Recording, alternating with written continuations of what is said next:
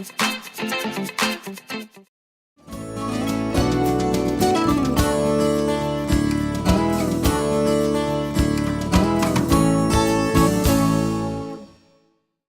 it going, guys? This is CryptoBud here. So stick with me next couple of minutes. I'm going to give you the 5 tips for surviving a bear market or a correction, depending on your terminology. In times like this, you really want to have a plan. So in times like this, the best way to do it is to think about how to plan your trades. Now, think about this as you are doing your regular thing and you are trading crypto, because this is actually very, very different than the equity market, especially during these very large drawdowns. So first step, number 1, okay, and a lot of people don't have this, and I see this day in and day out. Specifically, I've done this when I first started trading. It was one of the hardest things to do.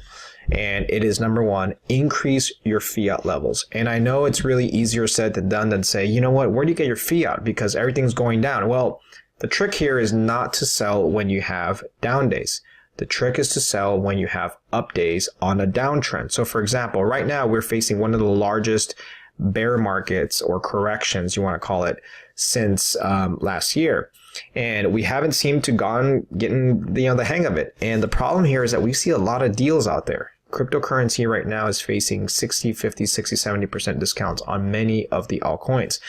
But most people are stuck in their positions. I was stuck in their positions because I just used up all my fiat and bought everything. So in times like this, when you see some sort of way to get fiat, you can always sell into the bounces so that way you can buy back at a lower price. The second one is you can still use Tether. There's nothing wrong with Tether for now. Obviously, it's a risk, but I think it's a risk worth taking considering that everything is going down double digits. Also, would consider shifting money from bank accounts, from reserves that you have. For example, if it takes a week from Coinbase, then obviously start moving some of that money over because, again, you don't want to miss on these great buying opportunities. I'm personally doing that because I do want to make sure that I'm always diversified. And that kind of goes back to the first point about always having some sort of diversification and not all of your money in fiat or not crypto, because in times like this is probably the best time to buy. And the last one is play the bounces. There's going to be a lot of bounces inside a downtrend. That doesn't mean it's going to continue going lower. A lot of people think that. All right, number 2, don't overtrade. I see this happen time and time again. It's like, okay, Bitcoin's going to go down. I'm going to buy some. Bitcoin goes up. I'm going to sell some. I'm going to go back down. It's a fool's game, guys, especially right now because it's almost kind of like squeezing water out of a rock. You can get a little bit of drip maybe if the rock was wet, assuming you can actually squeeze a rock. But the problem is attempting to catch bottoms and sell at rallies is very, very difficult, even for experienced traders like myself. And one of the problems has been is that you never know where the downdraft is going to start. And you could definitely overtrade and begin to get out of positions in and out and lose a lot of money in the process. Trading should be done on uptrends, not on downtrends.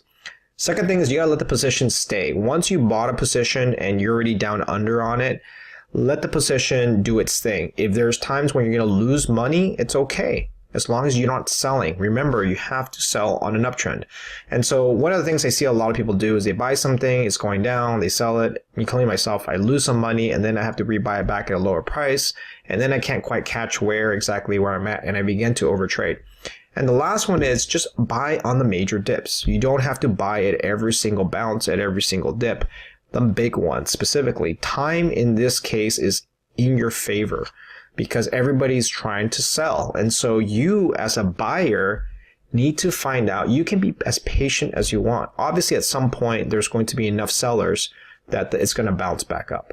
But the point I'm trying to make is that there's more sellers in this market than buyers. And so you can be as picky as you want. So be picky and don't overtrade.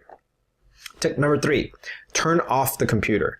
The computer is going to be one of the hardest things, and also your mobile device, specifically like Blockfolio, because you're constantly going to be checking the phones. And that's going to make you feel very, very anxious every time seeing that screen of red coins. And I see that all the time because every single time I look at it, I'm like, I don't want to hold these positions anymore because I keep on losing money. So psychologically it begins to eat up. And also focus on holdings for swing trades for at least couple of days. Don't focus on the day trading or the 5 hour or the 6 hour.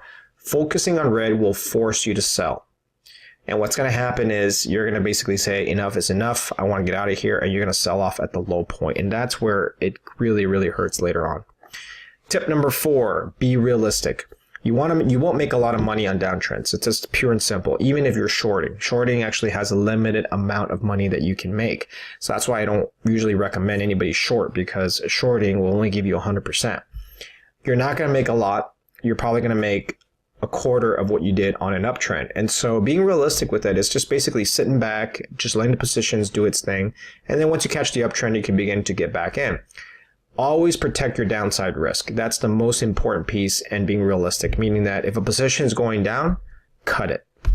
I usually do that. I usually cut the position immediately once it's gone down the other direction on a downtrend. And the reason why, it's because you are fighting against a downward momentum slide. And so that's going to be one of the hardest things to do, is saying to yourself, you know what, I need to cut it out right now, pull back a little bit, and just be realistic that we're not going to be making a lot.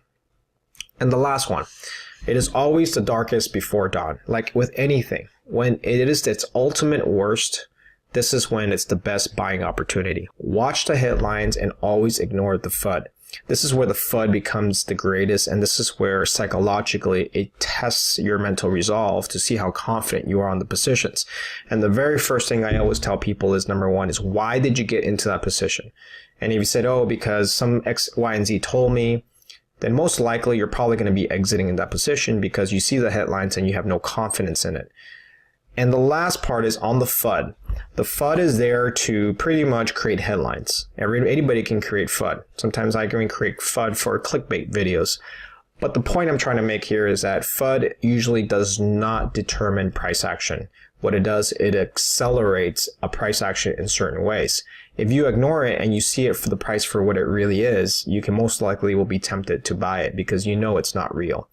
That's the hardest part about trading, guys. And that's the one thing I always kind of tell people that I'm working with is this.